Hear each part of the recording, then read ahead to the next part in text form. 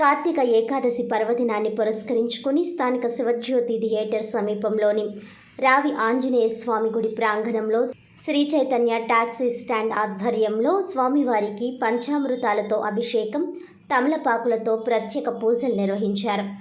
Aryapuram cooperative urban bank chairman Challa Shankarrao, Innispeta cooperative urban bank chairman Kolla Achyuta Ramarao Babu, BJP జాతీయ కార్యవర్గ సభ్యుడు Somu Veerraju, 3 town police station circle inspector Durgarao ముఖ్య అతిథులుగా హాజరై ప్రత్యేక పూజలు చేశారు.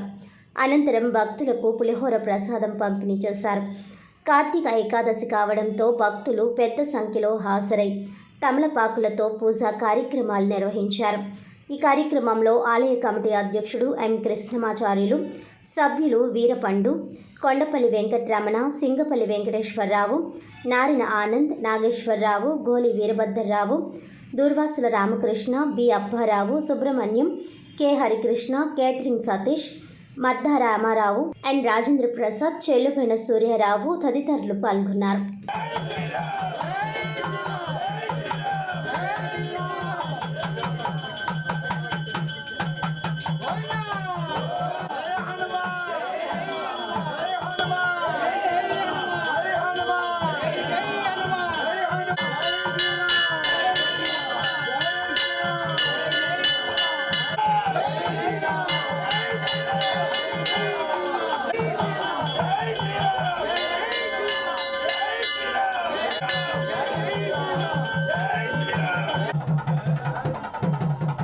జై శ్రీరామ్.